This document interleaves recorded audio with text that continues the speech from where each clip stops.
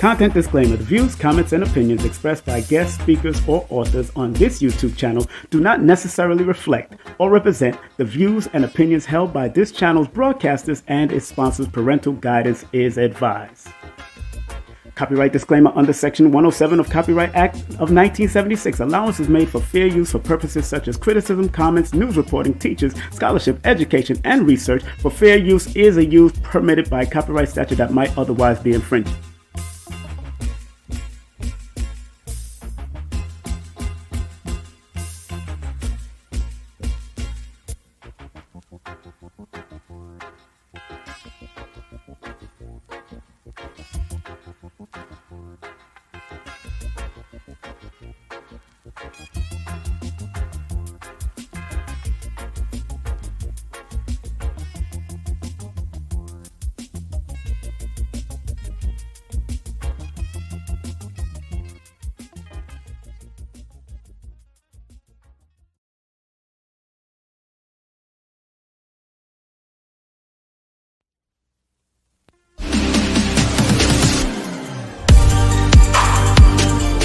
Hey everyone, it's Billy Carson, aka Forbidden Knowledge. I am thrilled to introduce to you an extraordinary weekend event happening right here in Miami, Florida on August 3rd and 4th. It's none other than the second annual Forbidden Conscious Awards weekend. After the tremendous success of last year's event with over 1,200 attendees from around the globe, we knew we had to make this year's event even more spectacular. On Saturday, we have a captivating conference lined up featuring world-renowned speakers such as Muhammad Ibrahim, Merkaba 13, Robert Grant, Billy Carson, and a women's panel hosted by Elizabeth Carson. Following the conference, we'll set sail for a VIP yacht cruise at sunset where you'll have the chance to mingle with your favorite nominees and celebrity guests, all hosted by yours truly, Billy Carson. On Sunday, August 4th, kicks off with a Forbidden Knowledge book publishing signing event, followed by the highly anticipated second annual Forbidden Conscious Awards. This is a red carpet affair, so come dressed to impress. Remember, last year we surprised a lucky guest with an Audi A4 during the awards, and this year we're upping the ante with a chance to win a Mercedes-Benz.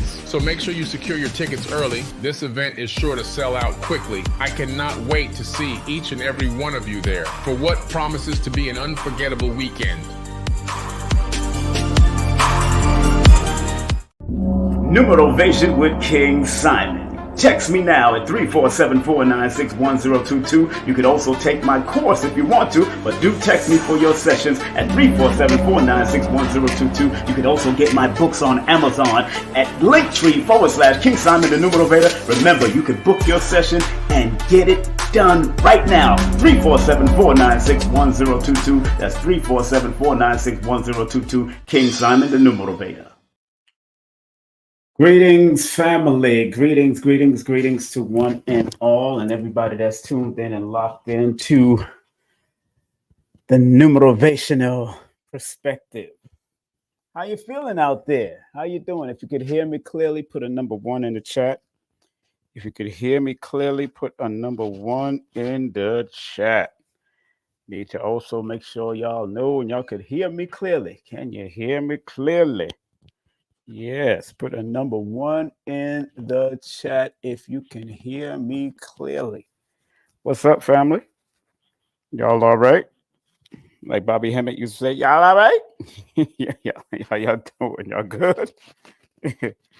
A lot of beautiful things is happening right now, man, and I'm loving it.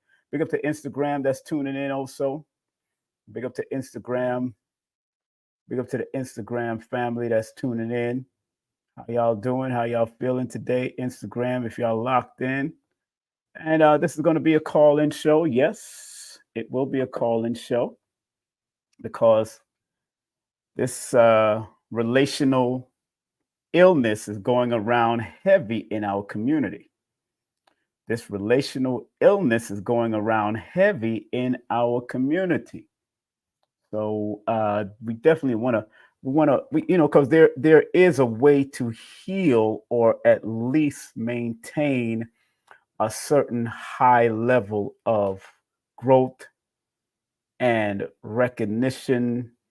And what I mean by recognition, recognizing that you do have a problem or that you are suffering. And once you recognize that there is a problem, then you could work on resolving the problem or reversing the illness.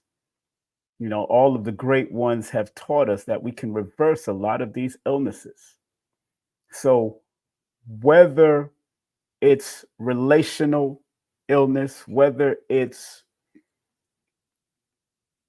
mental illness, whether it's any type of illness, whatever whatever comes before illness.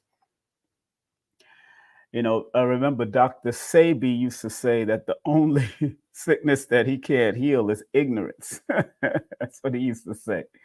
And Dr. Sabi was always on point with that, you know. So yes, this is going to be a call in show, and the number happens to be scrolling. Well, it's not scrolling on the bottom. Yes, it is scrolling on the bottom. 718-210-8853. But don't call in yet. I will let you know when you need to call in and when we need to talk. All right. So I just want to make sure that my phone lines is working. I'm checking my phone lines right now, and I'm rebooting the phone line to make sure everything. Want to thank Early, Saturn's daughter. Make sure you go to her website. Saturn's daughter, she gave a donation already through Super Chat. Although, like I said, Super Chat, boy, they be taking out a lot, you know. But I definitely, and you know, I respect what Saturn's daughter. She's a dear friend and of mine that shows love. Her and her beautiful daughter Lavi. Both of them connected to that number 8, and my life path is an 8. So I know why I attract people that are connected to the number 8 in any way. I know exactly why I attract them. My job and their job are to maintain some type of balance when you connect with people. And that's where relational illness can be resolved or reversed if you know how to use your mathematics.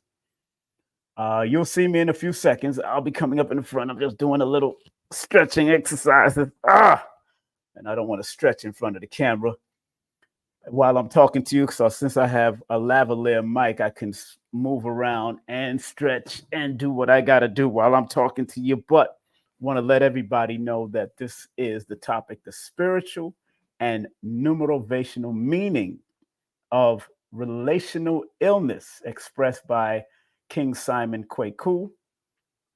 The word king comes from the word kin, which means descendant or bloodline. So don't think that I'm doing it for any ego. I've been studying words for a long time, and when I chose to take on the name King Simon Production, I know very well what I was doing. I knew very well it's King Simon Production.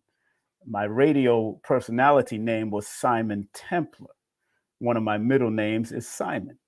You know, one of my chosen middle names is Simon. So respect to everybody that's in the building. Shelly is in the building. Bonita is in the building. Veda is in the building. All those that are in Instagram, accountability illness. Yes, big up to Sean. Big up to Buttercup. Big up to Ty the jeweler. Big up to Nogi. Big up to Official Flying Planes. Big up to Makeda. Big up to Aisha Sutopia. Big up to that person. Nice name. Shubi. Big up to Shubi and Danielle and all the rest of the people that's coming in and locking in and spreading love in any way. Buttercup and all of you out there. And remember to please like, subscribe, and share. You know, please like, subscribe, share, and comment with respect. Because y'all know I don't come up here with drama. You know I don't come up here with disrespect. And I want to give all of you a well-deserved round of applause for just being on here today with me in any capacity. The importance of sharing energy and working together in any way. Want to give all of you a well-deserved round of applause. Okay, I'm coming to the forefront so you can see your brother. And let me make sure I have the right appropriate background. This is the Numerovational perspective. And All right, here we go. I am coming in the building. Hey. Wonderful, wonderful, wonderful. How you doing, family? Remember the paypal.me/King Simon. And of course, King Simon 3158. That's $ 315. King Simon 3158 is wide open to spread love. And remember, the more you spread, the more it comes back. It's all about circulation. Circulation. I do this for the love. I don't do this for the like, but this is a platform that requires payment to or circulation to, because we have to pay for these apparatuses and do what we do. And if you become a content creator, always make sure that the checks and balances are also happening for you.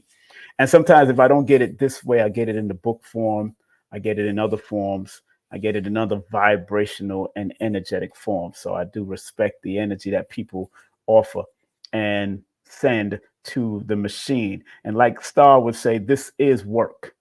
This is not play for me. This is not controversial play. This is healing play. This is reversal play. This is numerovational play. Work, plurk. I love to plurk. So I enjoy what I do. That's why I come up here almost every day now. You've seen me become consistent. And I want to thank those who are recognizing my consistency, at least between 10, 10, 11, 11, or 12, 12, depending on, those are the times that I will usually come on. And sometimes 9:09 in the morning. And sometimes if I do it at night, I'll come on, for the interviews, I do it between 7, 8, or 9 p.m., or depending on what the speaker or the interviewers want. All right. And on that note, just want to remind people that I will be doing a part 2 to this, retirement of negative self-talk, because I did do a live from out of my backyard, but this is going to be part 2 where I'll do it on the board, but not today, of course. I'm not doing it today. And tomorrow morning, join us as we welcome the great Dr. B. Serious. Tomorrow, as we welcome the great Dr. B. Serious, this is going to be a very important part of the program, because we're going to be talking about the products that he offers. And I will be lining up a few of the products right here with me and pulling them out and show what the brother has got. So elevation of your time will help you to elevate, your mind. So that's the topic tomorrow. Remember, go to his website, elevationtime.com, or go to his IG, that's Dr. B. Serious. And then later on tomorrow night, I have Asir, the Duke of Tears. I said the Duke of Tears will be on with us tomorrow. And and it's a beautiful thing that brother Asir, you know how Asir gets down. A lot of people don't know that Asir is a doctor of international law, but he don't choose to put it out there. But I've known him for over 20 years, and I know Dr. Asir. But he those accolades he don't throw out there like that. And I know he's studied. I know he's well studied and well traveled in his own way. So big up to Asir, the Duke of Tears, that will be on with us also tomorrow at 9:09 p.m. And then on Wednesday, we have this beautiful sister right here coming in, Narubi Vision, coming in, getting back to basics of our roots. She's an herbalist from out of Toronto, Canada. I'm sure she comes from other places, and we're going to find out what's going on with her background. And again, do remember to vote, or please remember right now, they got a good deal going on right now, Forbidden Knowledge. So if you want to go to, you can buy one and get one free right now. Put it in the chat. If you can make it out to Miami to come hang out with myself, Dr. B, Brother Rich, Billy Carson, Elizabeth Carson, and the whole team of us, and all the great celebrities that's going to be passing through, please, by all means, I'll put the link in the chat. And you can join us. Buy one, get a ticket for free for the conference. And I believe they have also a code, which is called Forbidden. It's Forbidden code, capital Forbidden. You got to put in that code, and you could get the tickets for $10. Those tickets are $10. All right.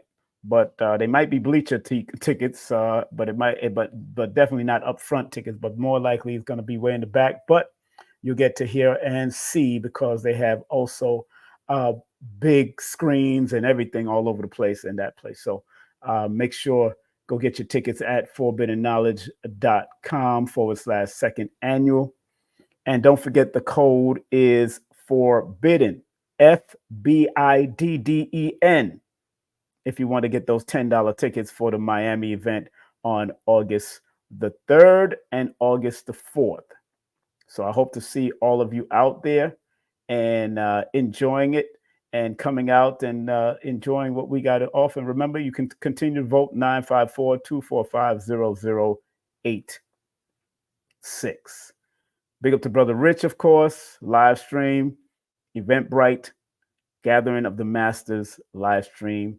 And of course, remember my event is coming up on October the 13th. 1-day event. It's going to be a 1 day instead of 2 days. 1 day. The day before, we might do something, go around and people that come out, if they're going, maybe we'll link up and go around to different Black-owned and operated business and show them some love on that Saturday. But Sunday, Baba Ashra Kwesi, Mirra Kwesi, the tribute to Dick Gregory with a host of speakers that's going to be opening up from the beginning because we're going to be there from 11 a.m. to 6 p.m. with food, drinks, everything. Blue Pill, Red Pill is going to be there. Brother Rich is going to come through. It's going to be a good day. And we're not celebrating Columbus Day. We're celebrating Baba Dick Gregory Day that day because his birthday is actually October the 12th. And I was going to do a 2-day event, but I said, no, let me narrow it down. I was going to do a comedy show, but no, that's a little bit over the budget.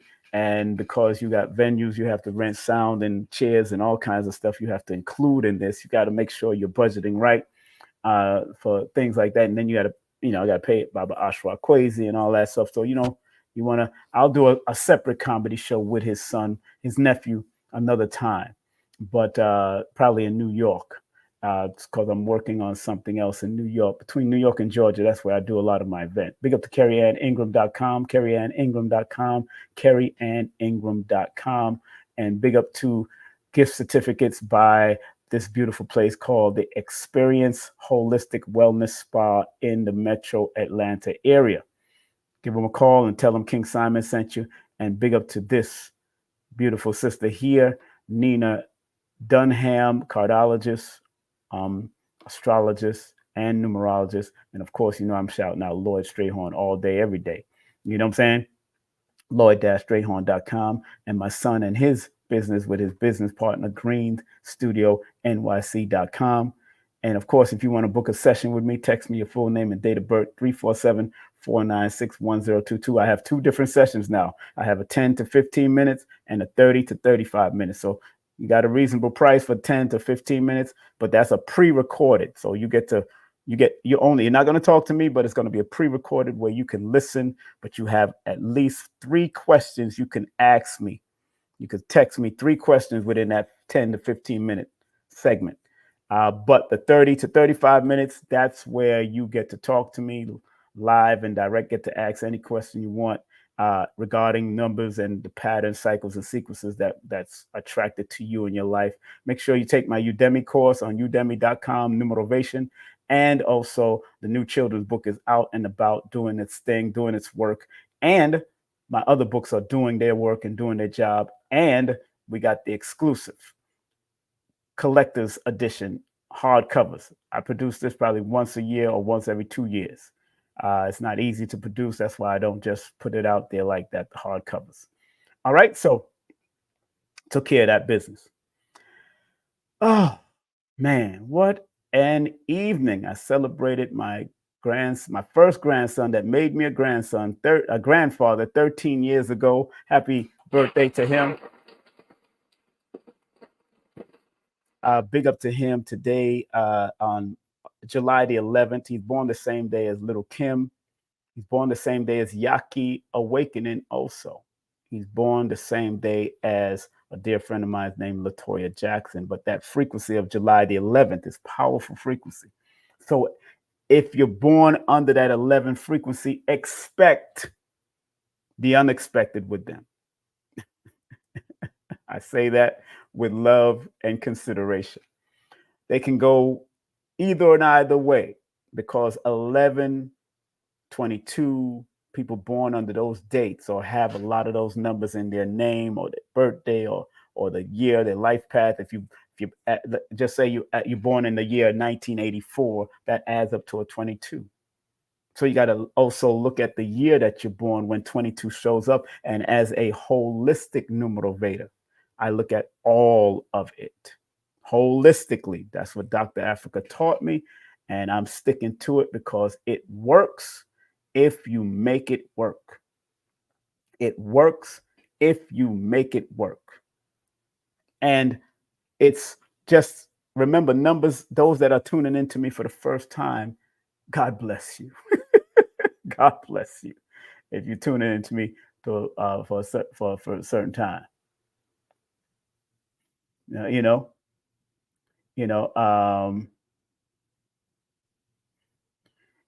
and it's really important. And if you're in my chat doing any disrespectful things, I will definitely report you and block you. You know what I'm saying? I don't like any kind of disrespect on any of my chats. I don't care who you are, what you feel you are. I'm here to do a positive work, and I'm here to make sure that we stay focused in whatever we do and however we do things. So, if there is any problems on here, any problems on here, please stay focused and be willing to do what you have to do to help heal yourself. Be willing to do what you have to do to heal yourself and work on yourself immensely. Work on yourself immensely, because it's time to, it's time really to work on yourself. And a lot of people are not willing to be accountable. They would rather, and that's what I mean by relational illness, because the meaning of relational illness is so deep. And I have to talk about, because a lot of people that have these relational illness, they become blamers instead of being accountable of who they are and what they came to do. They become blamers, and they're blaming everybody except themselves. A lot of them don't want to blame themselves for the things that they're doing to themselves and allowing themselves. You know what I'm saying? Allowing themselves to go down that road.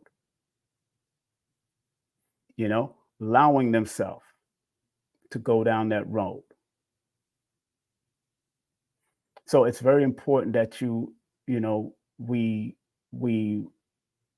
recognize who we are on multiple levels, where we come from, what are our pedigree, what is our pedigree, what illness or relational illness did you bring through your bloodline, your genetics.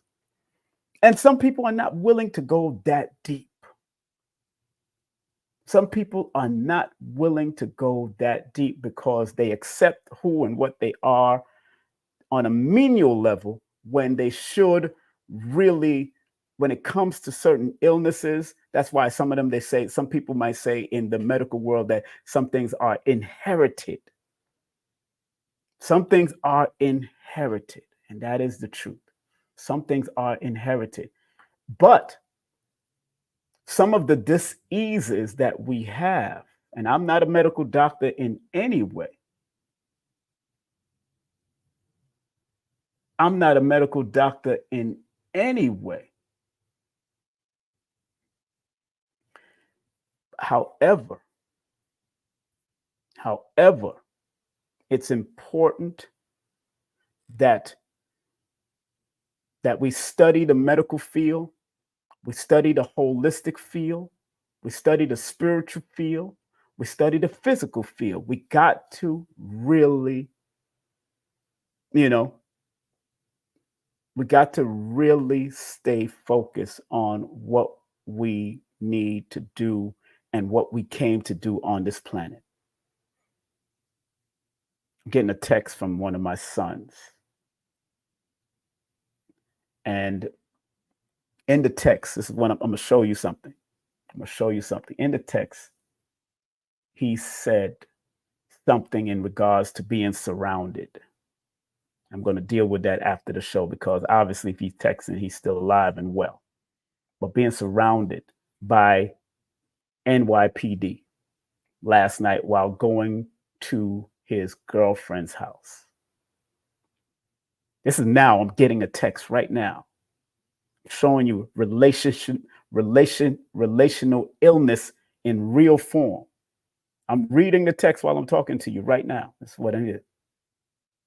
And he tells me, and because of how he was trained and guided by his mother, at the end of the text, he says, but I kept it cool and owned up to that.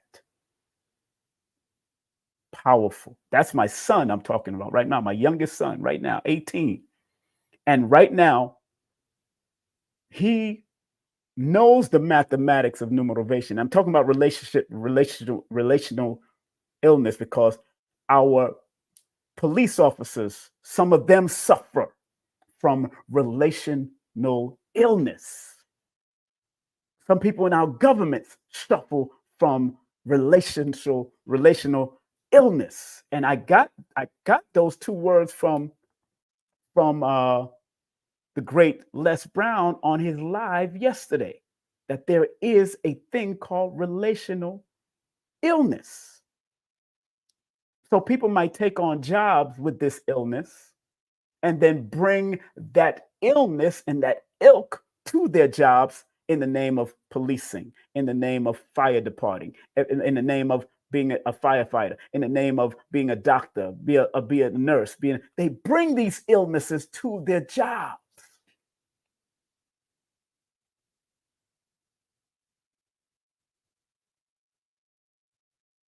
They bring these illnesses to their jobs.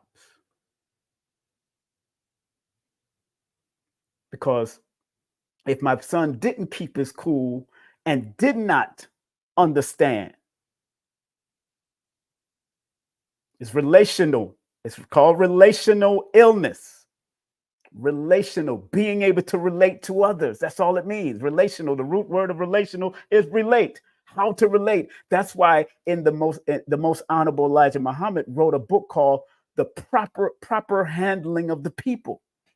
And we tried to share this with the police back in the 90s. Because there was too much going on. Sometimes police officers do too much to try to get that bread, get that money, and put your children and put you in prison because that is a military holding bank.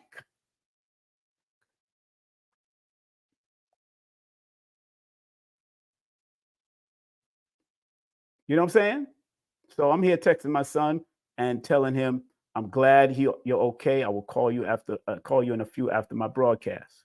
And I know he's not watching this broadcast, but this is right timing. This is what we call synchronicity. It's what we call synchronicity because he's telling me that 5 cops surrounded him. And then he puts on, they do too much. They're doing too much. Yeah, they are doing too much. Because if they had arrested him, they would have put you in their banking system. They would put you in their quota. So he apparently got a ticket, you know.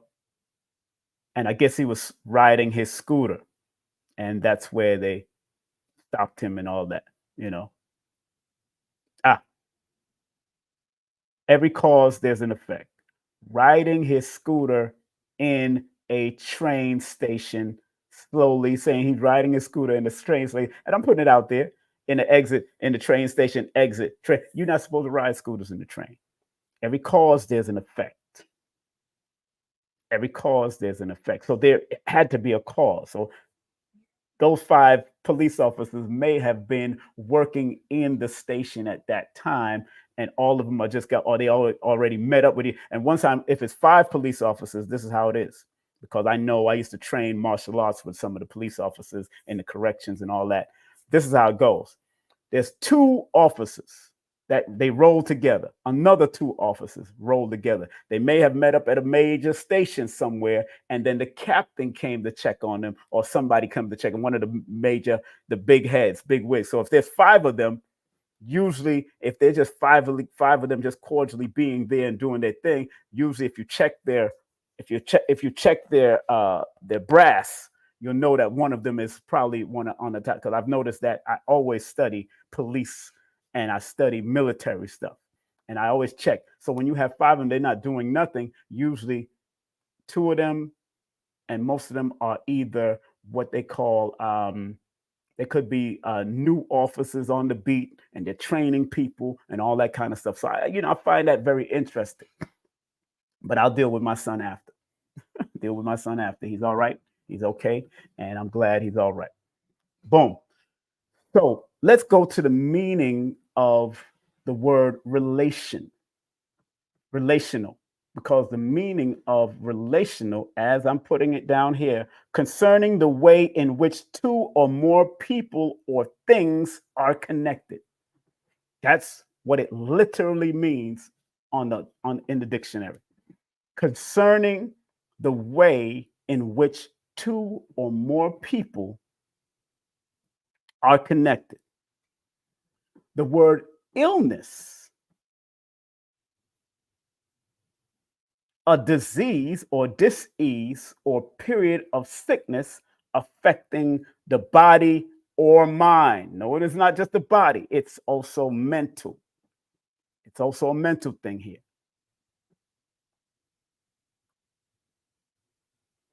So it's important that we all understand that relational, again, the word relational means concerning the way in which 2 or more people or things are connected. So even when you're studying science and you're studying cells and you try to put certain cells and things together in that microscope, and you start seeing how they're relating to each other, how a bunch of cells, if you throw a foreign cell in there, it might relate differently. You'll start seeing it. It can happen also on a quantum or a scientific level also, but I'm dealing with human element because it was Baba Les Brown that dropped that knowledge about relational illness yesterday. The word illness, a disease or period of sickness affecting the body or mind. Now, interesting enough,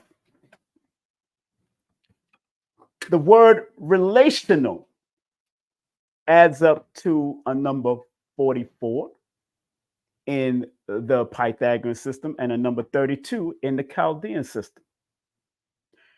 The word illness adds up to a number 27 in the Pythagorean system and a number 23 in the Chaldean system. What I found interesting is when I added the 2 numbers, the 27 plus the 44 plus the 27 adds up to 71. 7, 4, 8, 5, 3 are all mental health numbers according to my studies and watching the patterns and the cycles and the sequences pan out throughout my years. I'm observing this. I've been observing these patterns, cycles, and sequences since 1990, 1989, 1990. So as I'm observing this stuff, it's become repetitive. That's why I wrote it in my book, Numerovational for Mental Stability, because I wrote the same. It becomes repetitive because I keep on seeing these numbers, especially when it comes to mental or health or illness. I keep on seeing these numbers. I can't make this up because I'm watching it in real time since 1989. Since I started really getting into numbers from Lloyd Strayhorn being the catalyst to even stimulate me to want to even get in more in depth, other than learning from the 5% or learning from the Nation of Islam or learning from the Ansar, the different spiritual aspects and metaphysical aspects of numbers or understanding the mathematics. But remember, 2024, take away 1989, that equals 35 years. So 35 years, I've been paying attention to the patterns, cycles, and sequences.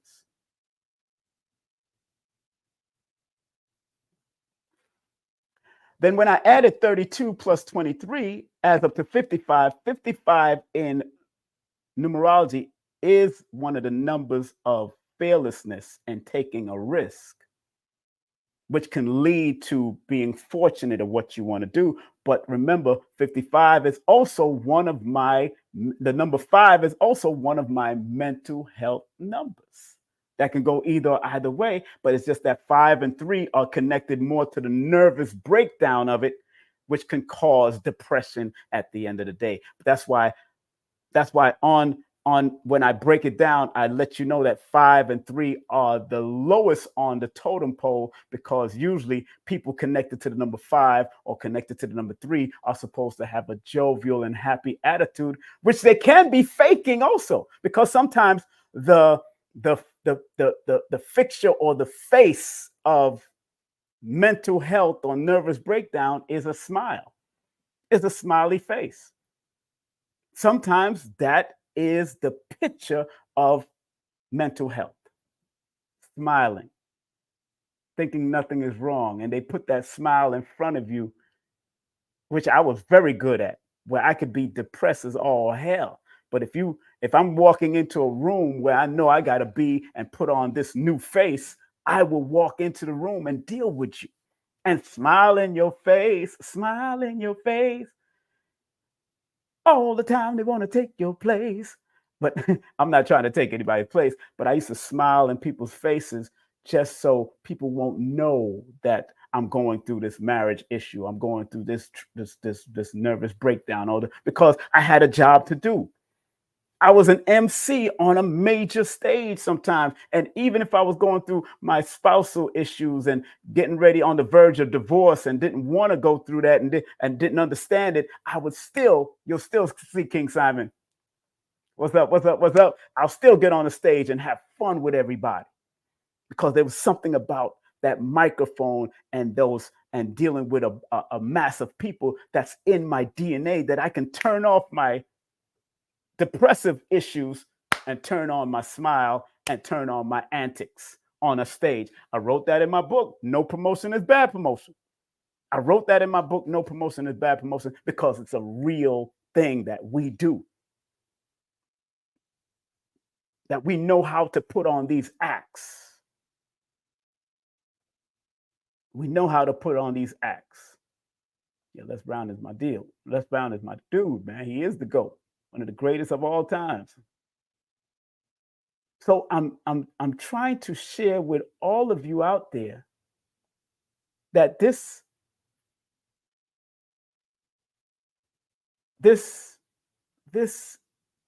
relational problem that many of us are suffering from, sometimes in secret, because it all connects to mental health. Majority of the numbers that keep on showing up, relational illness, 23 for illness, 32 for relational, 5. It can lead to a nervous breakdown because you don't know how to relate to others.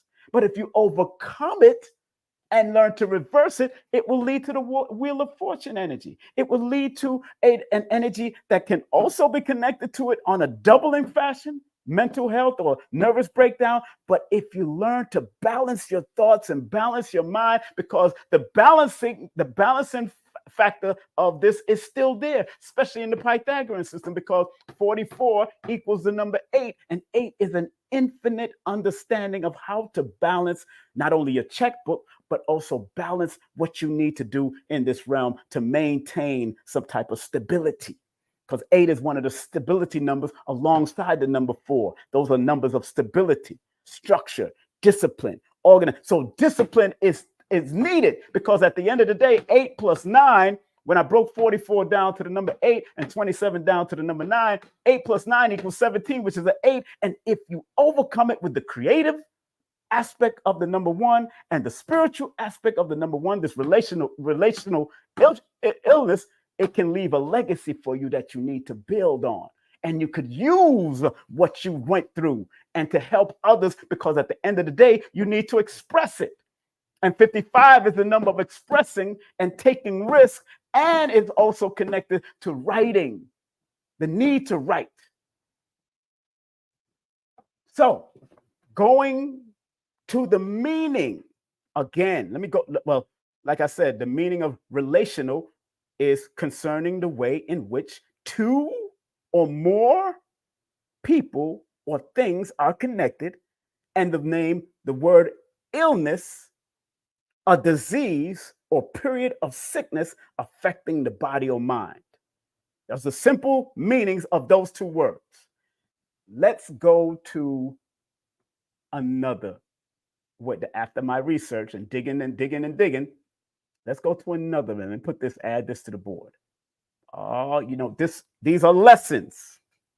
These are lessons for people, because relational illness is a real discussed subject. So when I heard Les Brown say it yesterday on his live podcast, I said, thank you, Baba Les, for giving me another jewel to work with. Giving me something to work with. Again, because my mind stimulates, and I text myself notes all the time.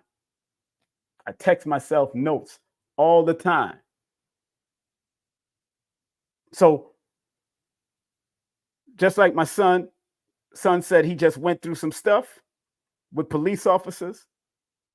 A lot of our young people don't know there's going to be more stuff that you're going to go through with them, and with authority, quote unquote authority, until they get their mind right, and also the child recognize that, this is a war zone.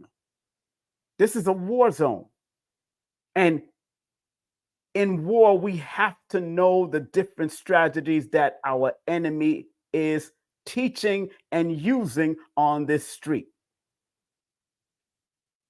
We have to, and that's why the lessons and the teachings of Dr. Khalid Muhammad was so important to me in my growing up. And I tried to teach my children along the way the importance of understanding strategies that these people are working on these streets. And most, if not all of them that work, especially in policing or military, most, if not all of them, suffer from relational illness. Because some people joined the army because they couldn't cope on the streets of America. Some people joined the military, not because, especially Black folks, not because we're patriotic. Some of us is because we can't cope. We can't cope with things or friends or people on the streets. That's why a lot of us joined there. A lot of us went in because of that.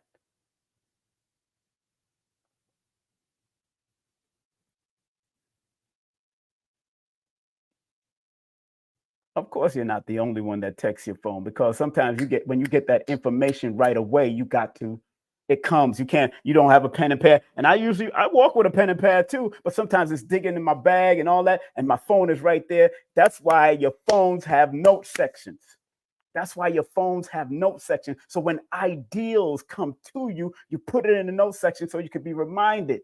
Or you text yourself so you can be reminded. So yes, I use anything that can help me to enhance me to be the better me.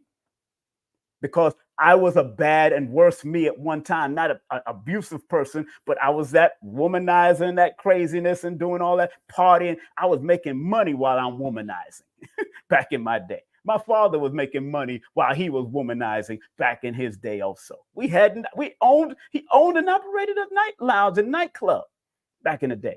But let's get back to the point.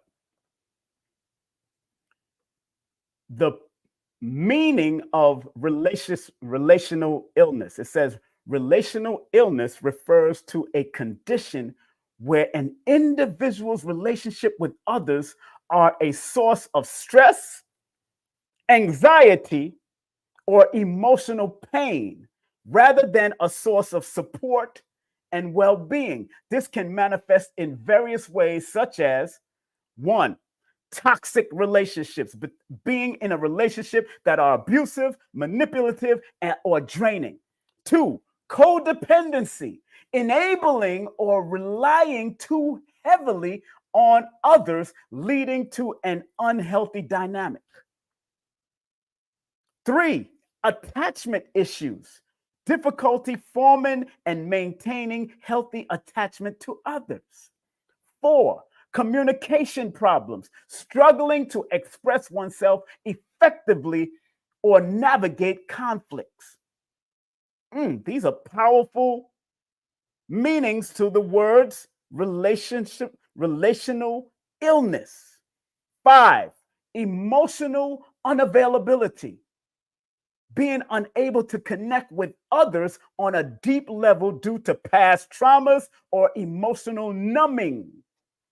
Six, people pleasing, prioritizing others' needs over one's own, leading to burnout and resentment. Number seven, boundaries issues, boundary issues, struggling to set and maintain healthy boundaries with others. So, relational illness can have a significant impact on one's mental and emotional well-being.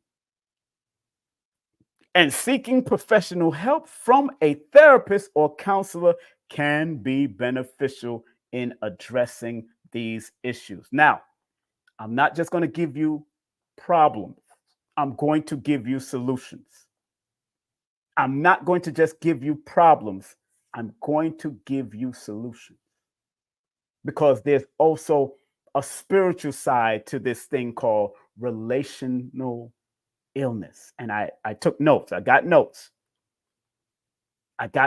So when my son texts me about police officers doing too much, yes, a lot of them have joined the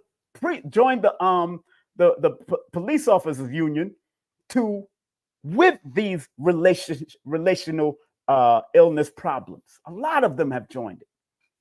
A lot have joined it.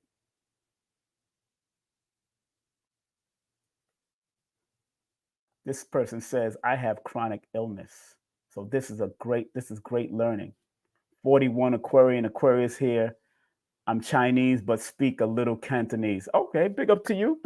Thank you. People from China is tuning in. Thank you very much. Part of the melanated community. Chinese are melanated people. Big up to y'all. I don't like to call them yellow people because they're not a color, but they do have some melanin energy in them. And when you go back into history of China, I have the books. You see the darker melanated Chinese, Japanese. So, somebody say I always do it as a writer, singer. I also have a record. Yeah, I have a voice recorder right here. I have a voice recorder near my bed. So I understand, And then somebody say, yes, therapy is healthy. Don't have to have mental diagnosis talk. Okay. Yes, solution is, I was thinking about that. I need solutions to my life. Thank you. Yeah. We're going to lift the entire planet. Yo, all of us that are thinking positive and productive. Yes, there's negative. That's the duality. But our job, like Bob Marley said years ago, if people that are promoting, I'm paraphrasing, if people that are promoting negative can do it 24 hours a day, why can't people that promote positive do it 24 hours a day? So yes, my job now, because I used to promote music and all kinds of things and dancehall and sex and all that kind of stuff. I used to promote that kind of stuff. And my job, that was just, I realized how exhausting and draining that was in my past.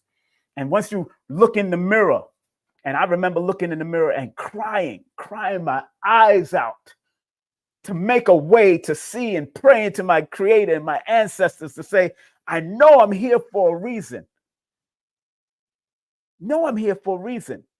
Before I wrote any of my books, I know I'm here for a reason. And once you find that reason, and once you overcome some of the relational illness that you may have due to whatever happened with your mom or your dad or your sisters or your brothers, to the point that you become something different, that people don't even recognize you, because some of my greatest memories is when I looked like that when I was a child. Look at my child picture. Look how innocent my eyes was as a child.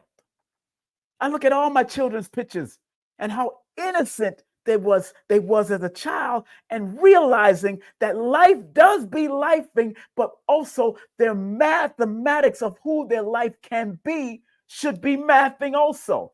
So the traumas that we go through to lead our children to drugs or smoking and doing criminal acts. Remember, every child started off with something innocent with them. Look at my eyes. Look at my picture. To the far right, look at my picture. That is me in my innocence. Is it still there? Yes. Has it been bombarded and beat down over years? Yes, it has been beat down over years. Yes, it has been beat down with trauma and drama and family issues and all that. But yes, there were some good times too. And when I look at it, there was a majority of good times than there was bad times. I can say that for myself. I don't know if you can say that, but I can say that for myself. There was a majority of good times in that little man's life. And I produced this picture for a reason. I produced this logo for a reason. To remind me of my innocence and my childlike creativity that I had as a child. And then the one with the blue hat, that's me in the nightclubs, emceeing great shows and great events. Sometimes emceeing shows with 2,000 to 20,000 people. That's me in the blue hat. The one in the black and white in the middle is me in my reggae performance years, when I was performing as Simon Anthony Brown to Anthony Simon Templar Brown, using all of my names, trying to relate to society through music. The other one is trying to relate to society through the club. The child is trying to relate to society by finding his way through his parents and through his family. And then the one with the green hat, the green fez or the green crown on my head, that's me doing lectures and producing events for Dr. Sabi, Queen of Four, Dr. Africa. This particular picture was when I had Queen of Four and Phil Valentine together. So we go through things in our lives. We go through it in our lives. All of us start off as this innocent child. All of us start off as this innocent child, family. All of us start off as this innocent child. Can I get a number 1 in the chat if you realize that you started off as an innocent child and then life beats you down, or life becomes life and you start going all over the place doing all. Put a number 1 in the chat if you know you started off as somebody innocent. Put a number 1 in the chat, because it's not all bad, family. It hasn't been all bad. Everybody you know that became a criminal or became a grifter or they all had something innocent first, and then it took them to another level of doing something different. Then life, and sometimes we choose to go down those paths. We choose that path. And sometimes, maybe, that was the person all the time. Sometimes that was the person all the time. So, I want to give solutions. I want to give solutions. As you see, depending on how you understand the mathematics of relational illness, it adds up to a number 17, which is an 8 in the Pythagorean system, or a number 71, which is an 8 in the, but 7 leads the first one and 1 leads. Now 71 is a little different than 17, because in compound numerology, the number 17 is the number of leaving a legacy. So after you've learned to reverse this, you could, or you can leave a legacy of this, passing it down from generation to generation. Relational illness can be passed down because your own children are watching you and how you conduct and how you handle yourself. But also, relational illness can be reversed, and you can manage your weaknesses and strengthen your strength moving on. So when I go to the number, when I look at 71, I see spiritual depth and I see creativity. Just looking at the numbers 7 and 1. When I look at 17, I see creativity, and then I see spiritual depth. Then I look at the number 8 and see where the finality, or where the advancement of the number 71 or the number 17 can take you to a higher level. But again, remember, the both 8s are mental health numbers in my book, Numerovation for Mental Stability. The number 7 is a mental health number in my book. The number 7 is also a mental health. And I remember teaching my son this before. I remember teaching my son this when he was young, about the nuances of the number 7. And he remember, this is the chalkboard I taught him on. If he's watching, because I did send it to him, this is the same chalkboard I taught him on in my mother's basement when I was living in my mother's house. And I remember telling him about my father being born under 7. I remember telling him about my brother being born under 7. And I remember telling him about him being born under 7, that he had to be very careful, because, especially if who's leading him, because it can lead him to prison or jail, which my father went to prison one time, went to jail or prison one time in the military and got a dishonorable discharge. My brother went to the military, went to jail for 16 years. Doing something or being in the wrong place at the wrong time and having something that he shouldn't have had. And my son went to jail briefly. But I recognized the patterns and talked to him about it from when he was young. Been telling him. Because I'm good at this. That I'm good at what I'm doing.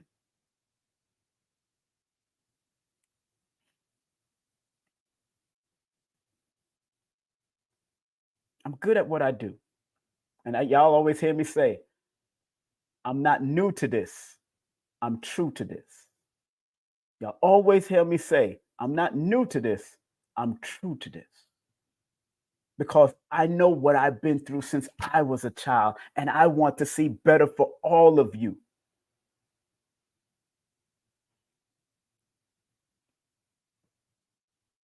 And let's go to the solutions, because I have the solutions written down. I typed those solutions up, but it's coming from a spiritual perspective. And I'm going to do it from a spiritual perspective, the problems, and then we're going to go to the healing, relational illness, spiritually involved, what it entails, what it entails to really heal and work on yourself. From a spiritual meaning, let's go there. Let's go there. All right. So from a spiritual meaning, I could put myself in the frame. No. Hold on one second. Okay, let me put myself in the frame. The spiritual meaning of relational illness.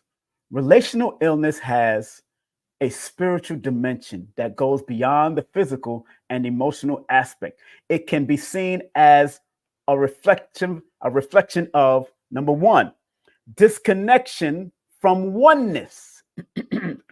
Oneness talking about your creator, you being one with the universe. Losing touch with one's own needs, desires, and emotion. Number 2, disconnection from others. Others like your family, your mother, your sister, your brother. Struggling to form meaningful connection with others, leading to feelings of isolation, where you might go and lock yourself in a room or have to go walk to a park and play basketball or do things by yourself. Lock yourself in a basement or in a garage. Disconnection from the divine, feeling separated from a higher power, the universe, or a sense of purpose. Remember, I taught a whole lesson on the sense of purpose, coming from that song that Third Well sang years ago, sense of purpose.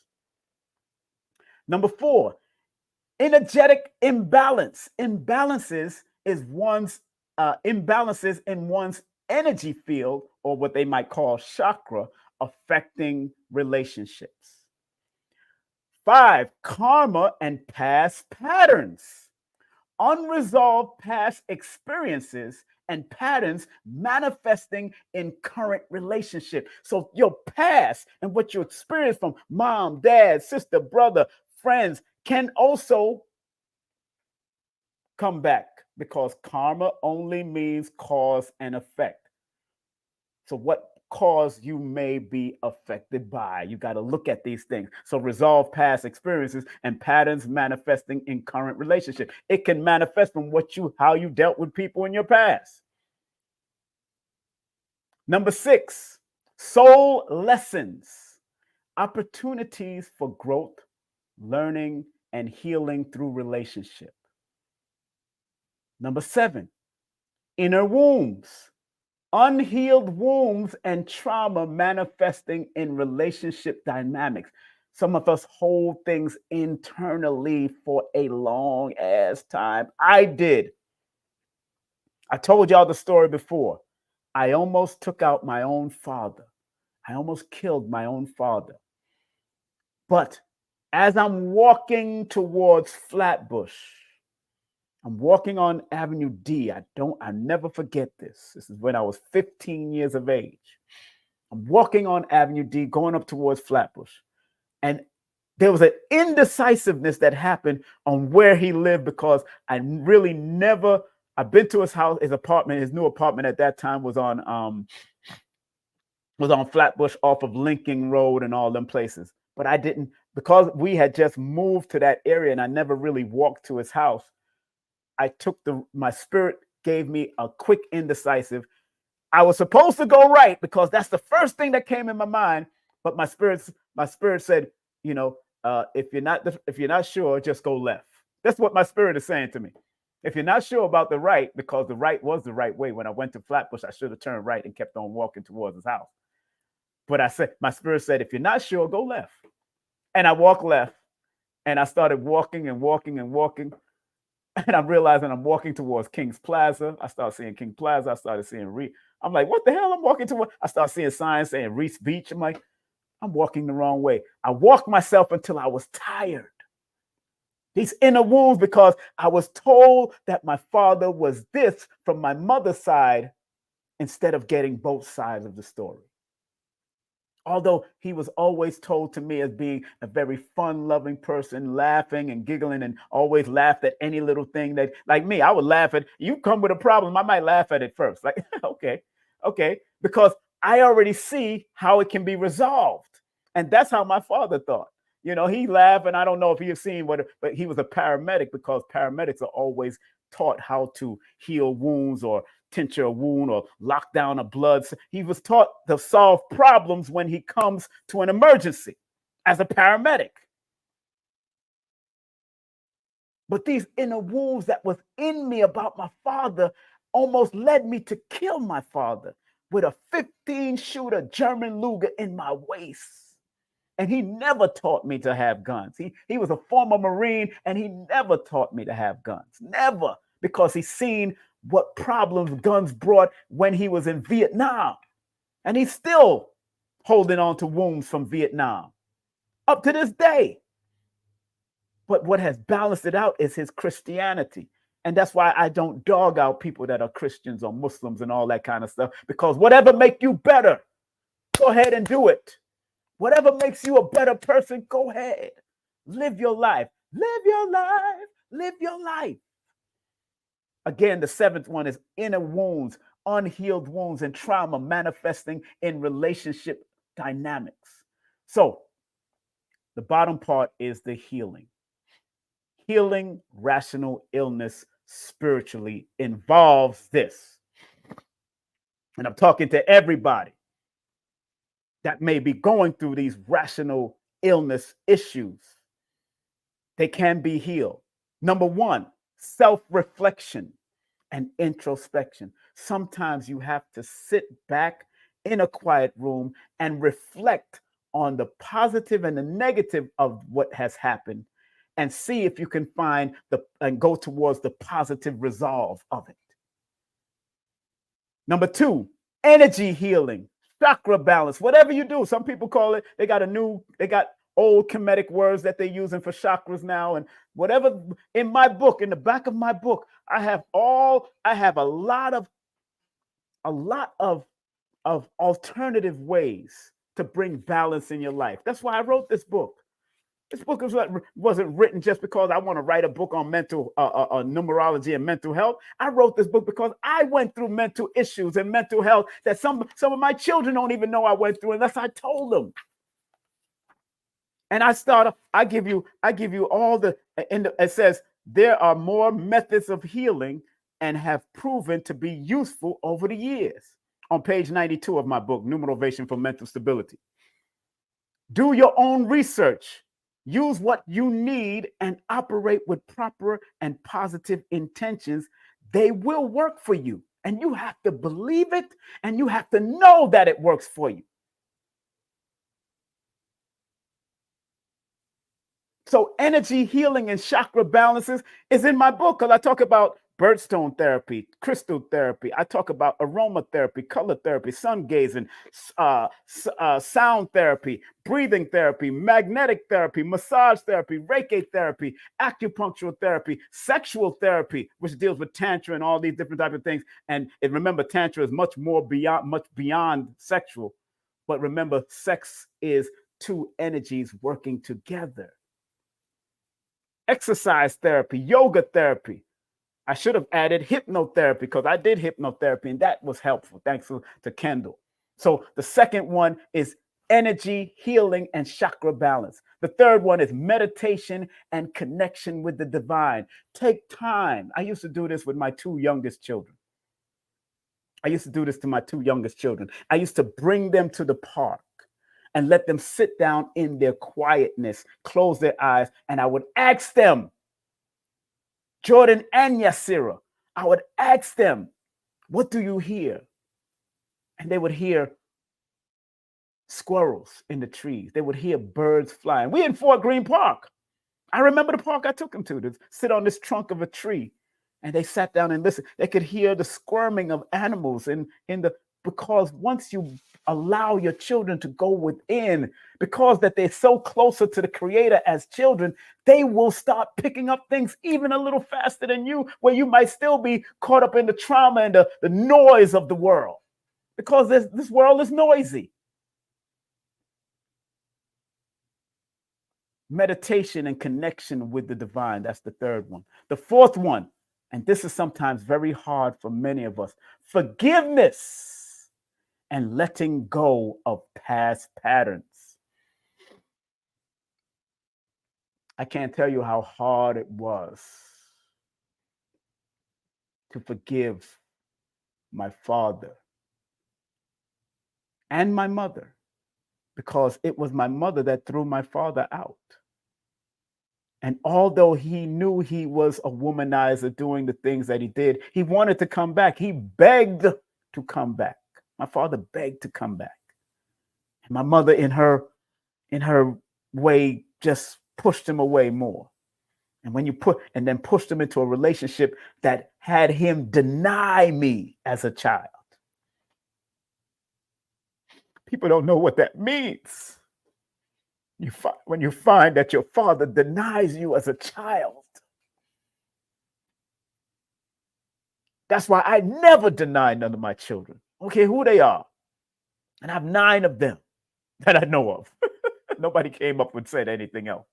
9 of them that I could prove that are mine, but I never denied them. I may not have seen them a lot in my life, chasing down entertainment and doing the bull crap, but I never denied them. So when women came into my life, I tell them, I have this amount of children. What? That's how I was. What? I have this amount of mothers. What? Because I loved them. And I love that they came through, and they all have their own great possibilities and their greatness in their own way. They just have to find it and connect with it and be consistent with it. But I was denied because of women that my father dealt with. To the point, I remember one story. I remember the story. My father and his woman at that time, I don't know if it was his wife, my mother and his 2 children was in the same supermarket, and he did not acknowledge us, did not even come over and help my mother. I was told these stories over the years, and people don't realize when you're told stories in your formative years, it molds you to something. That forgiveness is needed. Letting go of the past patterns is needed. That's why him and I call him at least once a week today to make sure he's all right. After I talk to y'all, I'm going to call him. Because forgiveness is not an overnight thing. Forgiveness is a process. So I'm still forgiving, just like he had to forgive his father. I'm still forgiving because I was told a lot of this madness in my formative years. I was told a lot of this madness in my formative years, coming from your mother. Well, you're just like your father. You know, your father is this, your father that, and luckily for me that I was also connected to my father's side of the family. Even if he wasn't coming to my grandmother's house, I was coming to my grandmother's house. I was coming to see him. So I've heard more positive aspects from my grandmother's side than I would hear from the mother's side, because, mothers are the mother and their family is going to defend their mother, the female. We know that. I know this. I know that they defend. So I can only imagine what the mothers of my children says about me. Their family says about me. I can only imagine, especially when I was in the reckless, crazy clubbing days and all that foolishness. When I was in Islam and all that, it was different. But when it came to that clubbing and I went back into clubs and all that madness, I was terrible, and I could admit that. I was something else. And I could admit that, but I had to heal from that. And like Dr. Africa, and like, well, Dr. Sebi said, healers need healing. And I didn't realize that I was a healer at that time through numbers and whatever. I still understood numbers, but I wasn't really into it. And what Dr. B says, I always show this mantra, the affirmation. I forgive myself, my family, and others for imperfection. And I am thankful for my life. Your children sometimes don't know what you've been through. To what molds you and made you the person that you are. Sometimes they don't know. And I'm willing to always tell them if they're willing to listen. Sometimes it's all about them at this time. It's all about me. It's me. I don't care what you went through. It's about me. But what I went through is what made you. What your mother went through is what made you. What your grandparents went through is what made you. We keep on forgetting these little nuances, epigenetics, whatever you want to call it. So forgiveness is the 4th, and I'm glad it's the number 4, because 4 is the foundation of healing relational illness. It's the foundation. That's the number 4, represents the foundation. And this is something I went researching last night and started typing in, putting in my chat, and started typing this up. Because if you notice, this This email hasn't been sent. It wasn't sent. There's no recipient. There's no subject matter. This is something that I had to paste, copy, type. Number 5, embracing soul lessons and personal growth. You have to embrace the lessons that was presented to you and then personally grow, because every quote unquote trauma or drama in your life is a lesson to you. What you do with that lessons to turn it into a blessing is also going to be up to you, because at the end of the day, nobody's coming to save you.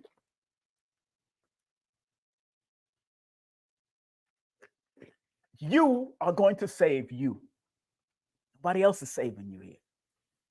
And I had to let my son know that, my youngest son that's going through his ups and downs and decides to make his own way at his 18th while he's 18. And it's good. I want him to do that. I left my mother's house at 16, 17. Became Muslim. But the first place that I went to was the roots of one of my roots of my family, Jamaica. I went to live in Jamaica with my grandfather just to get some wisdom from him before I make my Islamic move. That's what I did. I made an Islam. So when I came back from Jamaica, I moved to my grandmother's house real quick. And then I moved into the community of the Ansarullah community in 1995. Embracing soul lessons and personal growth, because I was willing to grow. And I knew I needed other disciplines to help me grow. And a lot of these young people today don't realize that they need other disciplines to help them to grow, to be their best, because they're going through lessons. They've picked up lessons. They've dealt with lessons. They've become part of the lessons of their own parents. And if you don't learn to turn those lessons into blessings, then there will be problems. Then your personal growth will go down to personal disasters. Because you start linking up with other people you call your friends, but a friend is one who encourages you to be better. A frenemy encourages you to be worse. Let me say that again. A friend is one who encourages you to be better. A frenemy, friend and enemy, encourages you to be worse. Smoke and drink until you throw up and all that bull crap. Have sex with any and everybody, anytime, without no commitment. So I've dealt with friends and frenemies in my life. And once I recognized they were a frenemy, I had to become a friend of me.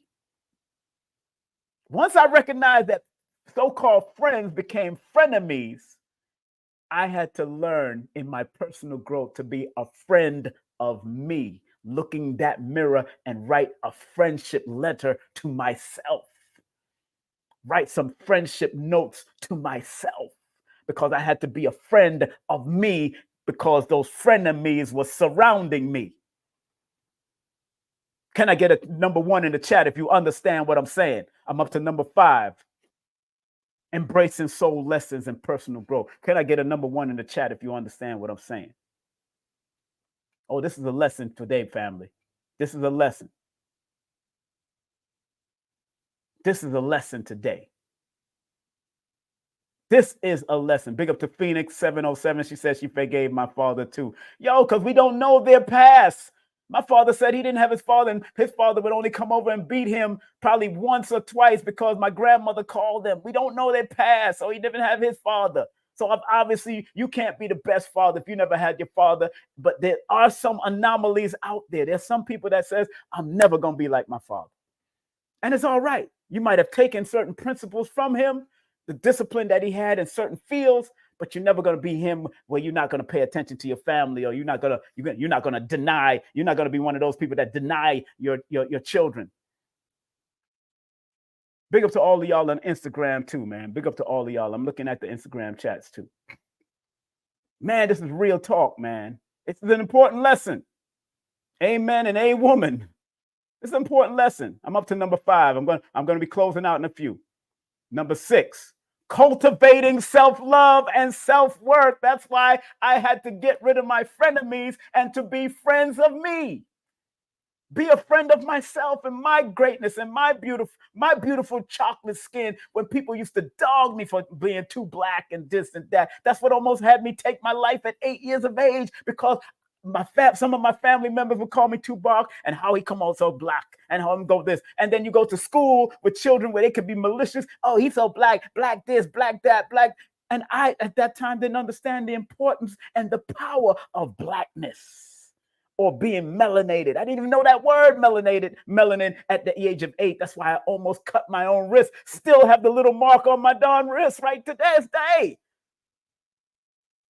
So I know I had to learn to cultivate self-love and self-worth. And I know people out there like yourselves are doing the same thing, striving to cultivate self-love and self-worth. Do we go through ups and downs? Hell yeah. But you got to learn to manage your weaknesses and strengthen your strength, like A.R. Bernard said at CCC in 2005 when I was at his lecture. Pastor A.R. Bernard of CCC in Brooklyn. Former Nation of Islam member. Note, it's not coincidence that I was drawn to a pastor like that in my growing, continual growth, being a former Nation of Islam member. And he also has security in there like the nation. They're just not doing a full search. They're not doing any search, but they do have security that's dressed and look good in his church, CCC over there in Brooklyn. Big up to everybody that goes there. My sister still goes there. Big up to Hadia Barbell. She used to go there. I have friends that still go there. And I don't dog none of that out. Whatever makes you better, allow it to make you better.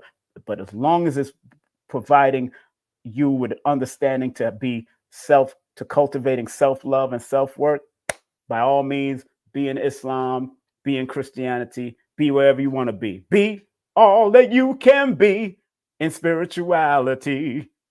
I'm not talking about the Army, the Navy, but if some people got to go there, that's hey, if that's going to make you better, be all that you can be in that too. Whatever works for you, like Bobby Hemmett and Brother Panic used to say, whatever works for you, go ahead. Last but not least, embracing inner wholeness and integrity. Big up to people like Seven Bomar and all those that of his community. Wholeness, embracing inner wholeness. This is how you heal relational illness. Embracing inner wholeness of who you are in holistic fashion, because you are holistically connected to the creative force of this universe. And I don't care if you're atheist. There's some type of intellectual force going on when you look at cells, when you look at protons, neutrons, when you look at molecules, you see something going on, some type of creative thing. The planets are not bumping into each other, and there's, Jupiter didn't knock Neptune out of the damn fray, and the sun didn't burn the hell out of Mercury yet, and the Earth haven't bumped into Venus or Mars yet. Come on now, there's some type of intelligent force working this. I don't care if you call it alien. I don't care if you call it God, Allah, Jah, Jehovah, Yahweh. I don't care what you call it. Embracing your inner wholeness in connection with that universe, the omnipotent, the omnipresence, with integrity. Integrity. That's all I'm striving to become more and more every day. Doing things with integrity. By addressing the spiritual aspects of relational illness, individuals can deepen their understanding of themselves and others, fostering more meaningful and fulfilling connections. There it is. Last but not least, that summed it all up. I'm gonna copy that. That summed it all up. That summed it all up. That summed it all up. Whatever works for you, grounding, all types, any type of therapy that works for you, because in this realm, family, we need the lessons. We need all of the lessons, but are you going to turn those lessons into blessings?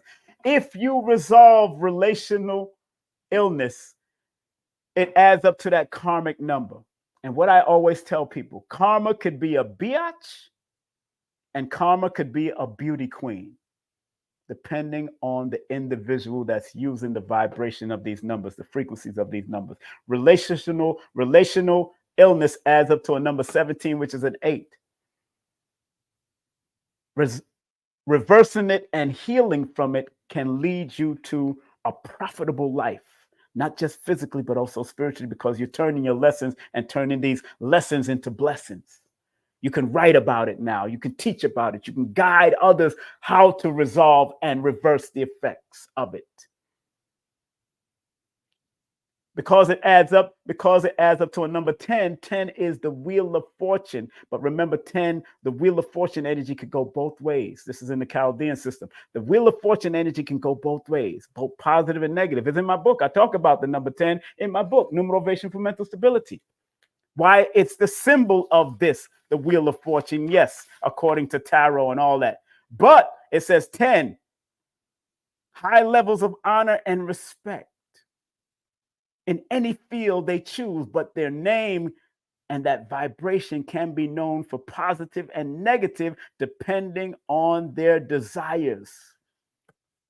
So depending on what you do with these relational illnesses, you can go either or either way. It's your choice. I say go and get the help that you need to be your best self. I say go and get the help that you need to be your best self. Family, on that note, thank you very much for tuning in. And again, like I said, by addressing the spiritual aspect of relational illness, individuals can deepen their understanding of themselves and others, fostering more meaningful and fulfilling connection. It can be done if you want it to be done. It can be done. Jimmy Cliff used to sing it. You can get it if you really want, but you must try and try and try. You succeed at last. You will succeed. You will succeed. And I want everyone to look in that mirror and say, I will succeed. Look at your soul and say, you will succeed at whatever you put your mind and your thought to once you overcome the spiritual and the physical relational illness. Once you overcome it. Because this is an illness that's a serious illness that our children are suffering from because they like to be in. They're not outside playing skelly and jumping rope like they used to no more. Playing Coco Livio and run, catch, and kiss and stickball like we used to anymore. Well, you got to wait till you go to high school and college to play softball or baseball and then get drafted to some bullcrap when you didn't do it from a child? Come on now. I used to play skelly. I used to go to the park and run amok. Or we just be in the street. We open up the hydrant and we partying. The hydrant's open, water's coming, we flowing. We are people connected to water. Use it. Go turn on a hydrant somewhere. Go have some fun and go dance. Go turn on a hydrant and go dance.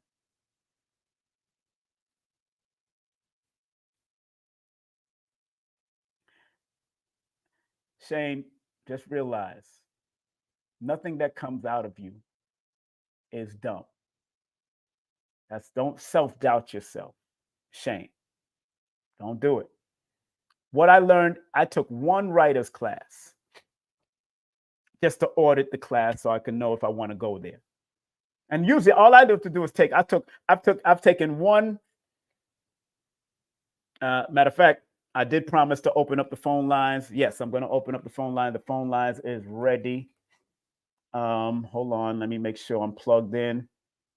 Make sure I'm plugged in. Yeah. The phone lines are ready. I did try. I want to say something to Shane or Shan, whatever you call yourself, Shane. Don't doubt yourself. I took one class, not only in writing, I took one class in improvisation, acting improvisation.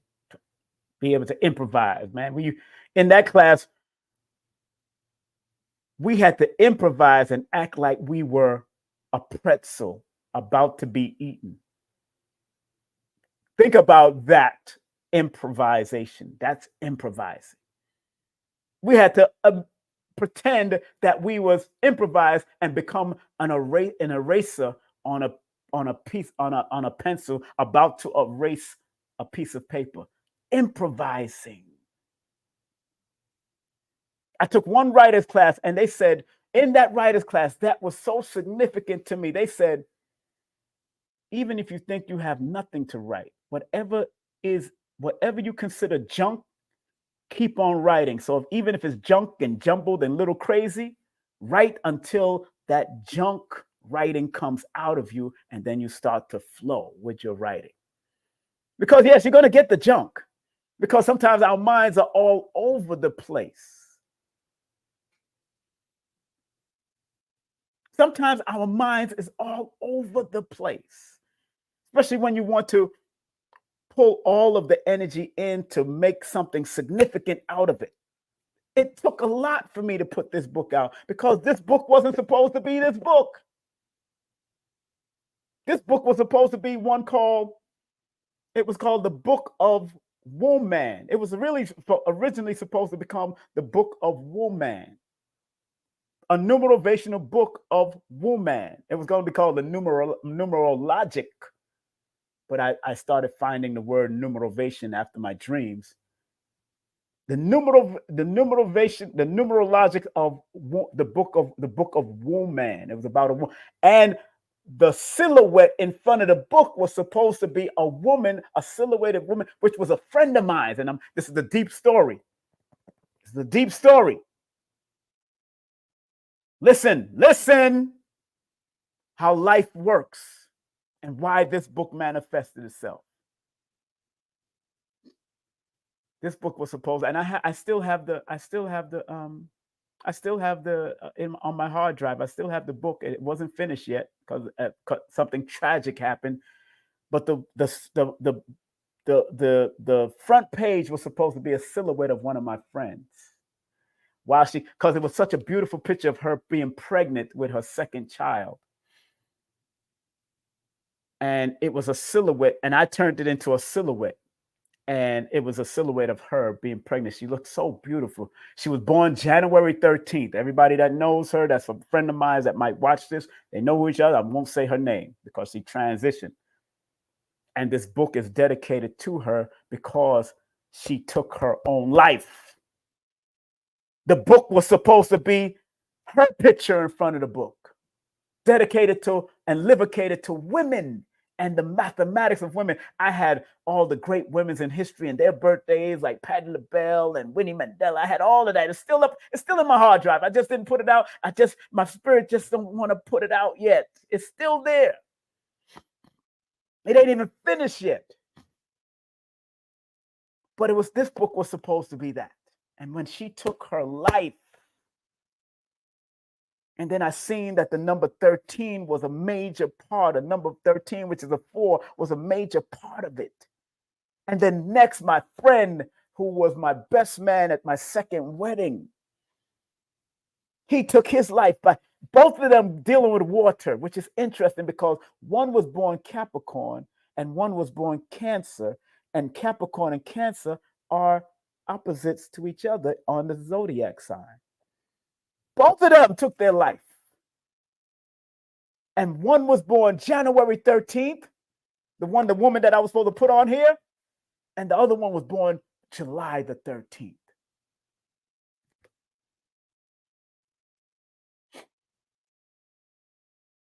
And that's why I wrote on my book. If you read the back of my book,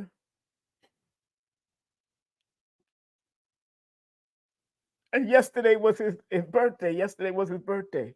I mean, today is his birthday. That means he's coming through to me right now. And that's why I wrote in this book. Today is his birthday.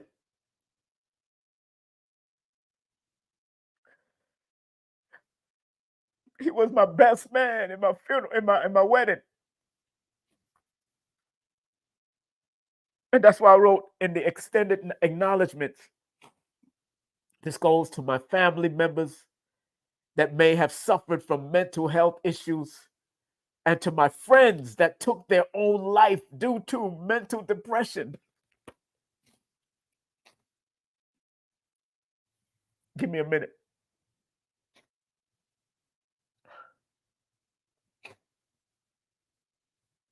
That's why I wrote this book. Today is one of his birthdays.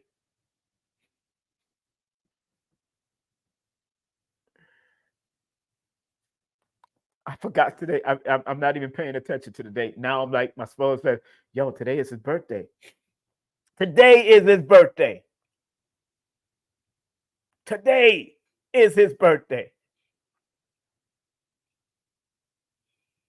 Today is his birthday. And he jumps off a bridge in Canada a month before his birthday. Actually, he jumped off the bridge on June the 13th. And he's born July the 13th. May you rest in peace, my brother. I never mentioned their names because I didn't want them to be the poster child of mental health. And I called his sister. I called not his sister. I called the girl's sister, and she said, no, I don't want her to be the mental health. So I gotta respect their wishes. And they're not the poster childs of mental health. They're just people that went down mental depression and didn't find a way out. They burned so many bridges, because usually when people are going through those mental depressions, they start to burn bridges.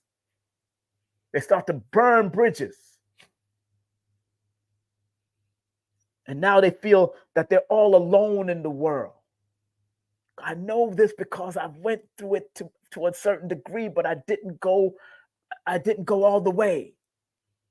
But there was a reason why I didn't go all the way, because one day your brother had to write this. That's the hardcover, collector's edition. This is the collector's edition right here. Everything else is soft cover. This is the collector's edition. Hardcover.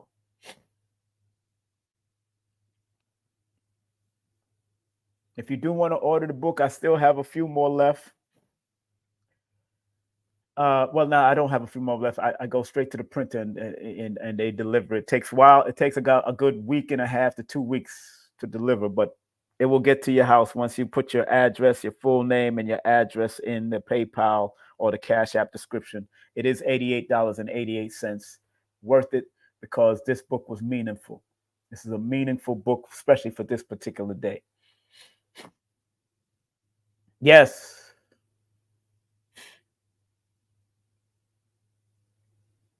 If you order, you could order the hardcover by using PayPal. Using PayPal, and make sure you put your address in there, and I will have the printer send it to Canada, and it will go through its costs and everything else once I put in that address in Canada. Just make sure that it's or go to Amazon. If you don't want to go through all that struggle, you can go directly to Amazon right now and get the soft cover. But this is a hardcover book. This is the hardcover. I'm not going to be able to sign it because I'm not going to be able to sign the book, only because it's coming directly from the printer. So, but once you send me the payment, I will through PayPal and put your address on. Then I will put that address in the printing. I will put the address in the printing app, and then they will send it to you from the printer. I'll send it to the printer, and the printer will send it to you. So, man, I have to end on this note, man. I'm realizing that it is his birthday. His Muslim name was Khalifa Muhammad. I introduced him to the Nation of Islam, and he became a captain in the Nation of Islam in Montreal, Canada. And when he was in Islam, he was strong. He was a strong soldier. But when he left Islam and life started lifing and beating him down, and he got into a bipolar, he became a little bipolar. You know, he went down that road, depressive, smoking, and all that. He just went down a road, man, and he started burning bridges with family and friends. I ain't gonna say his real name, but his Muslim name was definitely Khalifa Muhammad. And I wish he would stay. I wish he would have stayed in the Nation of Islam. It really helped him. It really kept him strong. I remember one of the last conversations I had with him. Today's his birthday. Why I wrote this book. One of the reasons why I wrote this book. One of the reasons, this mental health book, because he took his life jumping off of a bridge in Canada. One of the last conversations that we had after he left the nation, he asked me, do I still believe that Master Farad Muhammad is God?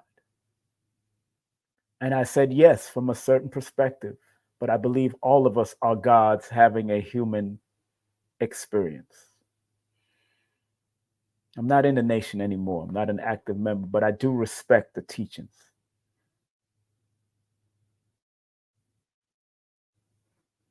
And I, as much as I respect it, I can't give my whole power to Master Farad Muhammad when it says in the scriptures that ye are God's children of the Most High God. He may have been a higher form of science according to their teacher, one of the highest scientists according to their teachers, but all of us are gods having a human experience. So I can't give I can't give him all that. I have to give it to me. Because it says in the lessons, it says, who is the original man? The original man is the Asiatic black man, the maker, the owner, the cream of the planet Earth, God of the universe. If I'm an original man, then I am God of this universe, having a human experience, called Simon at this day and time. You are called by your name. You are God having a human experience called by your name. So I can't give the power. I can accept the information that Master Farad Muhammad offered through the Most Honorable Elijah Muhammad and the Honorable Minister Farrakhan and all the others, Silas and everybody else. But I got to give myself godhood and godship also. But I can't consider somebody else's backyard and I didn't reflect on my own backyard and my own godhood. It don't make sense to me. Respect to the teachers. I have all the lessons. I have my lessons here. I have the books, all of the messengers' books, Theology of Time. I have the cassette, The Theology of Time. I have all of that, but I have to give myself power. And I want you to give yourself power. You know? Oh yeah, I'm going to recharge myself after this. I'm going to go hug some trees. I'm going to sit in the sun. I'm going to drink some. I'm drinking a whole green water here with some stuff that Dr. B Serious and KT and them gave me. I have it on Unc Rising Sun's magnetic thing here. I'm doing every little thing that can help me be better while I'm going through what I'm going through right now, because like I said, this book was written because of the person that was one of the reasons this book was written, because of the person that transitioned. He born today, dear friend. He was my second wedding. He was the best man. And in the video, Khalid Muhammad in Montreal, he's also in that video. He was one of the team members that helped produce that lecture and promote that lecture. Khalifa Muhammad, Brother Khalifa. His real name is another name, but his Brother Khalifa. Brother Khalifa. On that note, family, I'm so glad we had this time together. And remember, every modality out here you can learn from. Big up to Diamond 8, who's in the chat right now. Big up to Diamond 8. Make sure you support her at levinuniversity.com. That's levinuniversity.com. Hit her up. Big up to Lloyd Strayhorn. Lloyd-Strayhorn.com, Lloyd-Strayhorn.com. Call him or text him. Of course, if you want to book a session with me, text me your full name and date of birth, 347-496-1022. I have 2 different sessions now. I have the 10 to 15 minute pre-recorded where you don't talk to me, but you can send 3 questions while I can answer with your first name and your birthday. And I'll send an email and a breakdown of your name, your first name, a numerical breakdown, a numerovational breakdown of your name in an email also. That's the new way. The second one, you do talk to me 30 minutes to 35 minutes. You can ask any questions, but you can send me your full name and date of birth. And then I will break down your full name in a text email, so you can see the gifts that you came with. So I have 2 different sessions now at 2 different prices. Okay. So if you're willing for that, also support our sister that's doing massage therapy, foot massages, all that. You can get a gift certificate and get it for a very reasonable price for 60-minute full body massage and foot treatment and all that kind of stuff. $90 for a full body massage for 90 minutes. Yo, she's very good at what she do. If you're in the metro Atlanta areas, she's in Stone Mountain, but she can drive and come to you, or you can go to her business, which is called Experience Holistic Wellness. Big up to Carrie Ann Ingram, who's also a tarot consultant. And I got to bring back, as I start removing a lot of these advertisers, because some of them pay for a whole month, and I probably went over for a little bit of them. But support Carrie Ann Ingram. I have another person that does cartomancy that wants to get back on the channel too. So get ready to have her on in a moment. Also, remember the big event in October 13th, Baba Ashra Kwesi tribute to Dick Gregory. We're going to be doing early tribute to Dick Gregory early with Dr. B and Brother Rich and everybody passing through. And then Baba Ashra Kwesi come on to close out the whole day. So this is a 1-day event. I was going to make it 2 days, but it's a 1-day event. This is the next workshop that I have coming up, but you have to text the word workshop. Numerovational armamentarium.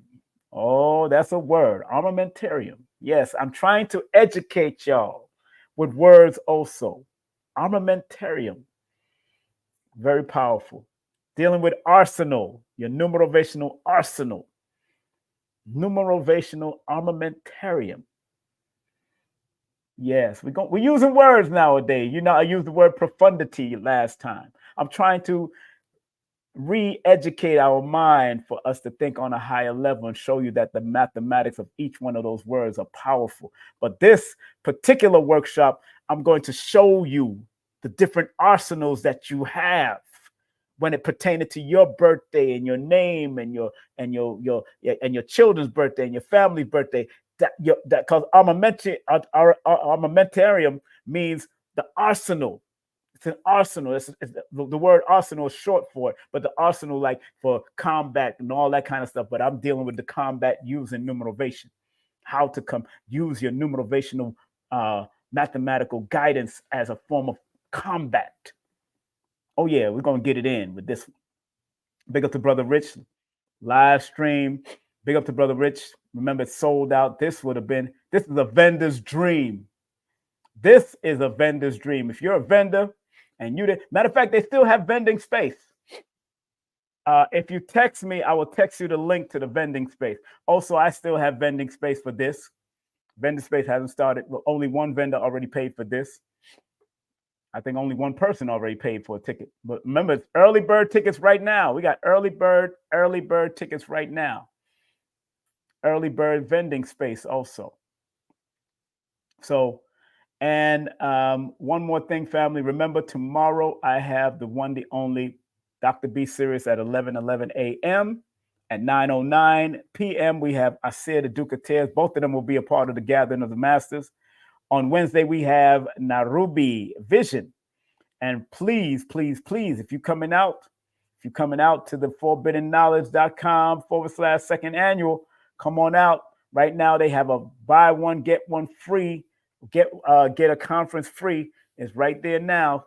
And come on now, make sure y'all support and come on out. And remember to vote. 954-245-0086. Vote for your brother. Let me beat out all these people. I respect all these people, but it's time for the melanin to pop. I'm in my number 11-year frequency, man. It's time for it to pop. And I will be doing part 2 to retirement of negative self-talk, where I'll be breaking down all of the numbers to retirement, all of the numbers to negative self-talk. Just by doing that to yourself, it has a mathematical frequency. Just by doing that to yourself, it has a mathematical frequency. Right?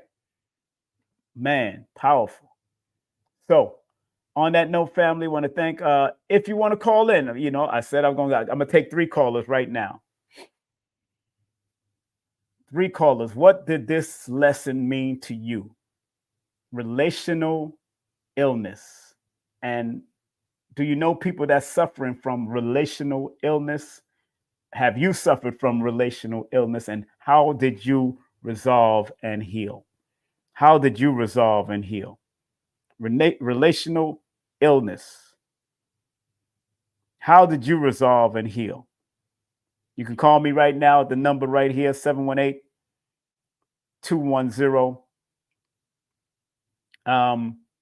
8853.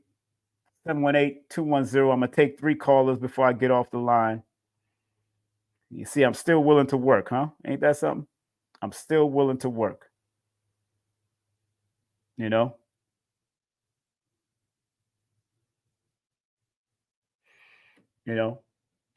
If you want to call in,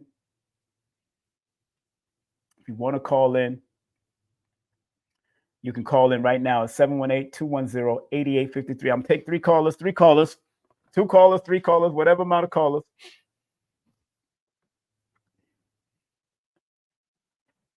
Let me see. Okay, people. Remember what I wrote.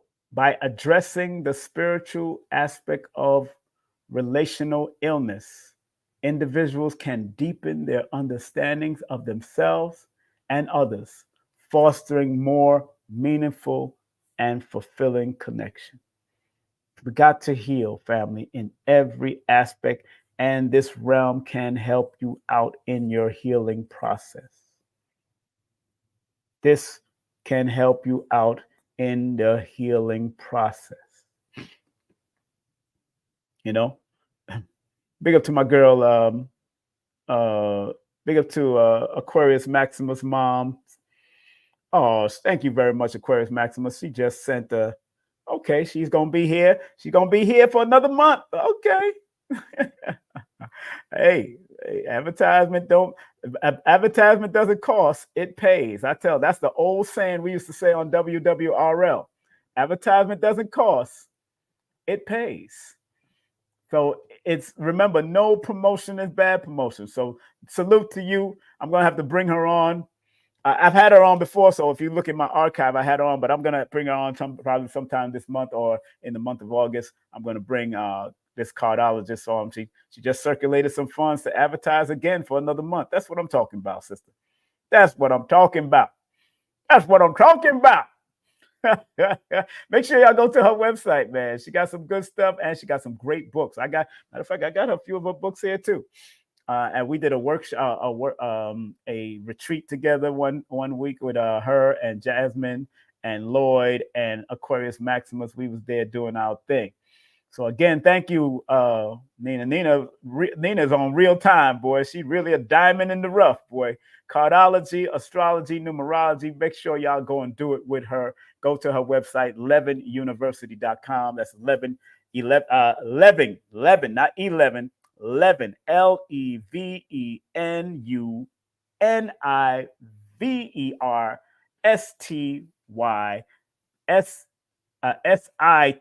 sorry. levenuniversity.com. Hit her up on YouTube at her YouTube channel too. That's Diamond8 and also Diamonds8 at IG. All right, she's well worth it. Do it, support her, give her some love. I'm going to go over to the New Black Wall Street today. So if I run into you, over there, cool. If I run into y'all over there, cool. I'll be over there I'll be over there. I want to do a walkthrough personally to feel out the venue before August. And then I'm going to go back with Brother Rich about security and how we should do it. You know, because I'm not new to this. I trained with Dr. Khalid Muhammad.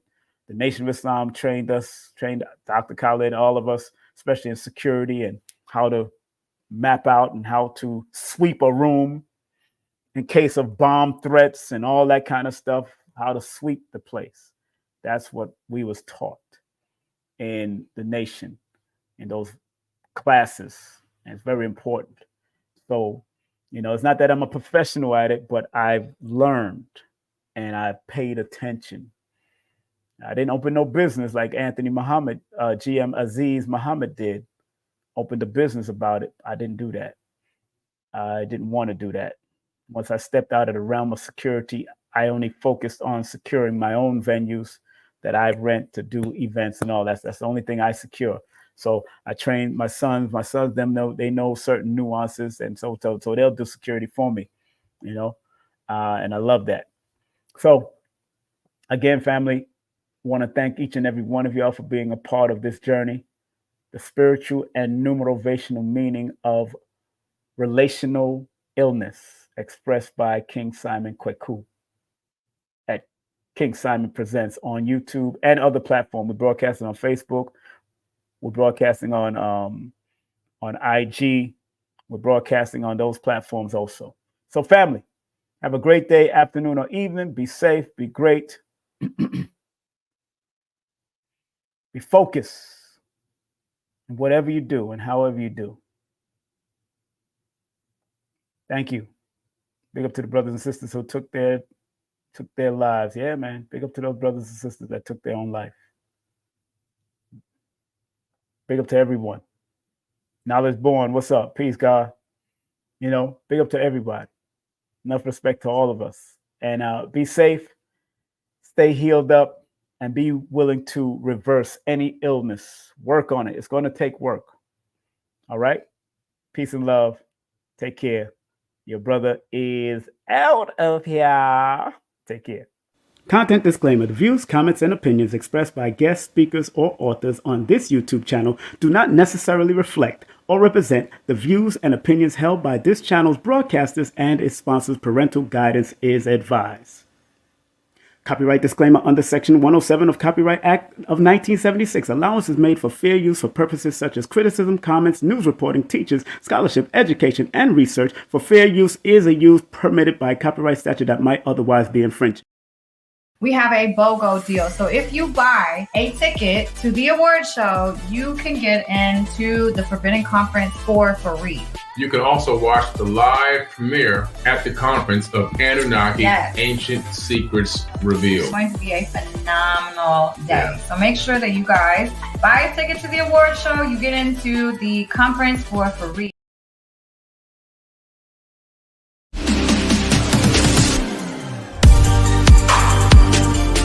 Hey everyone, it's Billy Carson, aka Forbidden Knowledge.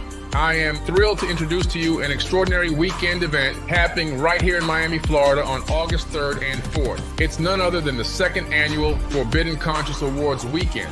After the tremendous success of last year's event with over 1,200 attendees from around the globe, we knew we had to make this year's event even more spectacular. On Saturday, we have a captivating conference lined up featuring world-renowned speakers such as Muhammad Ibrahim, Merkaba 13, Robert Grant, Billy Carson, and a women's panel hosted by Elizabeth Carson. Following the conference, we'll set sail for a VIP yacht cruise at sunset where you'll have the chance to mingle with your favorite nominees and celebrity guests, all hosted by yours truly, Billy Carson. On Sunday, August 4th, kicks off with a Forbidden Knowledge book publishing signing event, followed by the highly anticipated second annual Forbidden Conscious Awards. This is a red carpet affair, so come dressed to impress. Remember last year we surprised a lucky guest with an Audi A4 during the awards, and this year we're upping the ante with a chance to win a Mercedes-Benz. So make sure you secure your tickets early. This event is sure to sell out quickly. I cannot wait to see each and every one of you there for what promises to be an unforgettable weekend.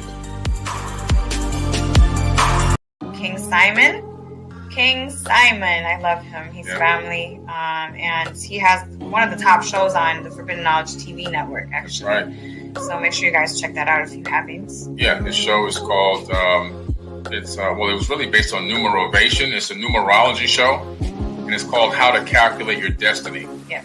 by King Simon. He's the host of the show. The show has done so well, we're now getting ready to start working on filming season 2. All right, so King Simon, one of the top shows on Forbidden Knowledge TV, streaming TV platform.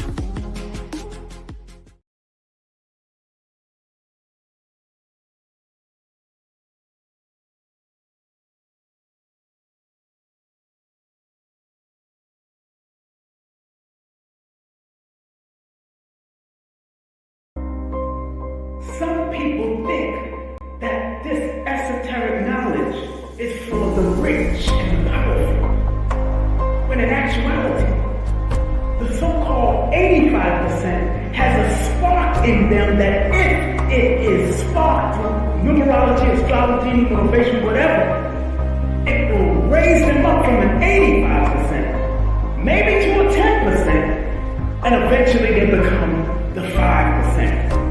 Poor or prosperous righteous teachers. You gotta understand that this knowledge is not just for one class of people. We gotta get out of the class.